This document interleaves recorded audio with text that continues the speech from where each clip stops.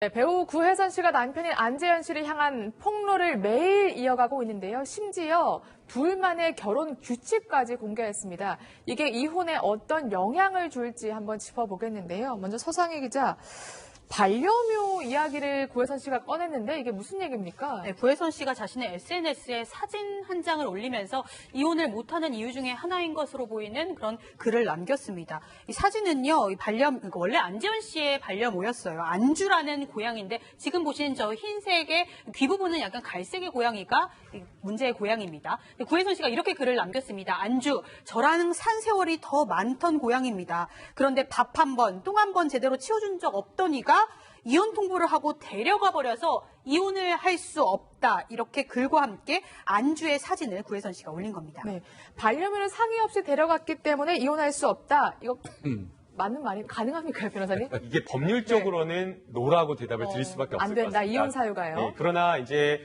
결혼한 부부가 함께 키우던 반려묘에 대해서 처음부터 분양을 해서 데려오고 키운 그 애정이나 이러한 것들을 생각을 하면 이혼할 때 재산보다 훨씬 더 반려묘의 가치가 크기 때문에 이것 때문에 실제 이혼 합의가 안 되는 경우가 많기 때문에 이것은 법률적으로 평가할 게 아니라 심절적으로, 감정적으로 조금 이해를 저희가 해야 될 부분이 아닌가 생각이 듭니다. 네.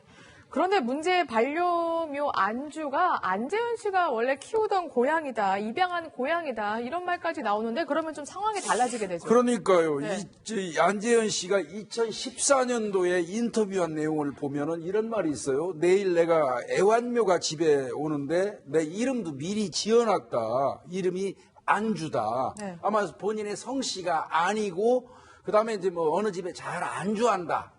편하게 있는다 해서 안주라고 내가 졌다 이렇게 이제 이야기를 하고 있거든요. 그리고 그 이후에 2016년 이 결혼한 거 아니겠습니까? 그렇다면 이거는 어떤 면에서 보면 안재현 씨의 그 고향이거든요.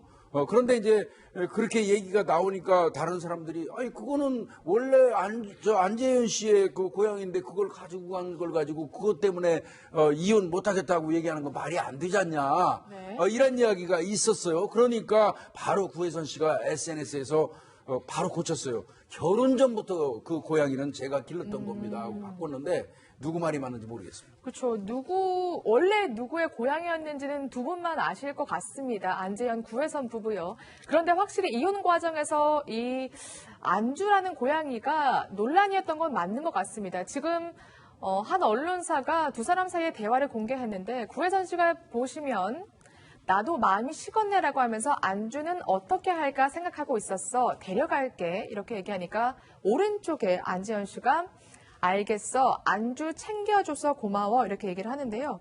확실히 교수님, 이혼을 하는 데 있어서 이렇게 논의하는 대상이 달라진 것 같아요. 예전 사실 어르신들의 생각으로는 무슨 강아지, 고양이 가지고 이렇게 시끄럽게구나 하는데 두 사람 사이 당사자들한테는 굉장히 소중한 것 같습니다. 그 이유가 있었습니다. 네. 왜 그러냐면 이 두 사람 사이에 지난 아마 이 두 사람이 이 고양이 때문에 가까워졌다라고 해요. 그래서 이제 드라마 블러드를 촬영하기 위해서 루마니아까지 한 10시간 동안 비행을 하는데 당시에 이제 그 안재현이 구혜선 씨에게 이제 그 반려묘 이 안주에 대해서 먼저 얘기를 꺼냈다라고 해요. 원래 이제 젊은 사람들 같은 경우는 공동의 화제 관심 사항이 있으면은 그것을 어떤 기하로 해서 굉장히 가깝게 이렇게 될 수 있는 그런 상황인데 그 당시에는 바로 이 고양이 때문에 두 사람이 가까워졌는데 지금 이제 사랑이 식고 관심이 이제 좀 이렇게 멀어졌기 때문에 그것으로 인해서 또 다른 어떤 그 갈등의 원인이 될 수 있다. 즉 똑같은 고양이는 변하지 않았는데 사람의 마음이 변했다. 뭐 이렇게 볼 수가 있겠죠. 네.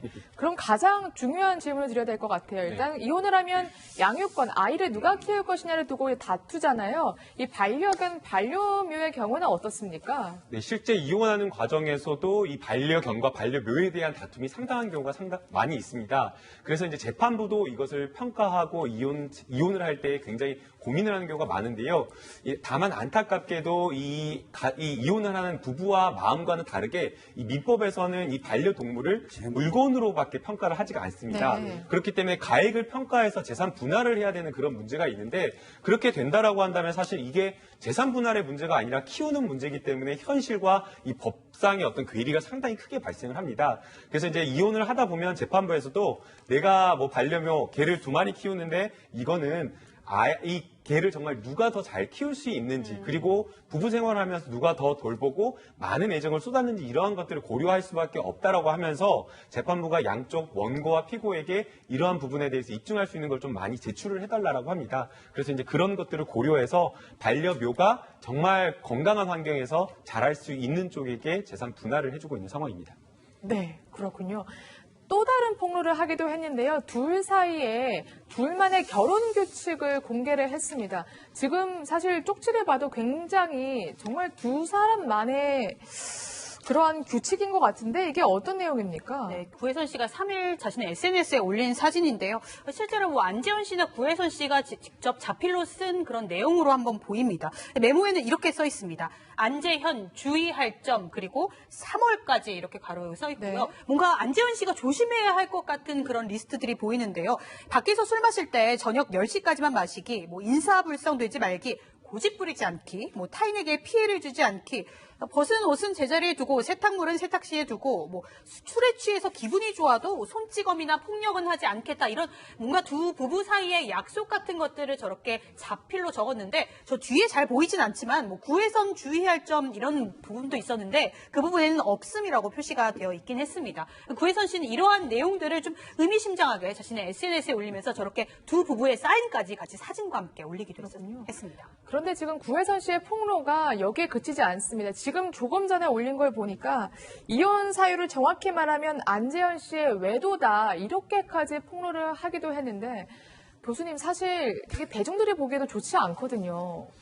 사실 이제 구혜선 씨가 이것을 올린 이유가 여기 보시면 안재현 씨가 지켜야 될 거는 12가지인데 본인이 지켜야 될 거는 하나도 없어요. 네. 그래서 이제 우리가 보통 이런 얘기 많이 하죠. 싸움을 하면 야, 지나가는 사람 길을 막고 물어봐라. 이런 얘기를 많이 하잖아요. 네. 그건 우리가 둘이가 주관적으로 이렇게 어떤 그 갈등이 있는 것보다는 객관적으로 다른 사람들이 봤을 때 그와 연관돼 가지고 과연 누가 더 잘못했느냐라고 하는 것에 대해서 이제 뭔가를 좀 확인을 하기 위해서 이걸 올린 것 같은데요. 거기에 또 뭐라고 써놨냐면은 인간이 되라라고 처음에 얘기해놨다가 그 다음에 진정으로 원하는 것은 사과다. 그리고 이제 3년 동안 자기가 지켜왔던 이 가정에 대해서 언급을 하고 있습니다. 그러니까 제가 볼 때는 이 구혜선이라고 하는 이 여성 같은 경우는 사실 이게 이혼을 하고 싶지 않는 것 같아요. 그런데 이제 이런 것들이 자꾸 이렇게 드러나게 되면 제가 볼 때는 뭐 사태는 서로가 어떤 그 감정 싸움이 더 될 수 있는 그런 상황으로 가지 않느냐. 특히 이제 여기 좀 주목되는 것은 거기에 보면은 술이 취해서 손찌검 폭력이라고 하는 그런 것들이 있기 때문에 네. 이것도 어떤 약간의 어떤 그 의미가 있지 않는가라고 생각이 듭니다. 네. 또 마지막으로 가장 중요한 질문 짧게 드리겠습니다. 네. 저 규칙들이 이혼 소송이나 향후 뭔가 소송을 할 때 효력이 있습니까? 이제 부부가 네. 살다가 갈등이 생기게 되면 여러 가지 형식에 의해서 무엇인가 문서를 남기게 되는데요. 대개는 이제 각서라는 형식으로 쓰는 경우가 많습니다. 내용에 따라서는 이 각서라는 그 형식의 이름으로 문서를 작성했지만 계약과 같은 효력이 발생하는 경우도 있고요.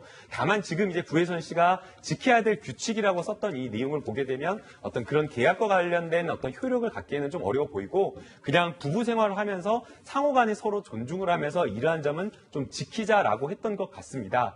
그럼에도 불구하고 안에 이제 이 내용들이나 이런 것들을 보면 남편이 실수한 것들을 좀 적어놨다라고 하는 어떤 그런 부분에 대한 추정이 될 수 있기 때문에 만약 해당 문서가 정말 안재현 씨가 자필로 작성한 문서다라고 한다면 혹시 부부가 3년 동안 살면서 이러한 문제가 있었던 것 아닌가라고 하는 간접 사실을 인정하는 증거로는 될 수가 있을 것으로 보입니다. 네, 알겠습니다.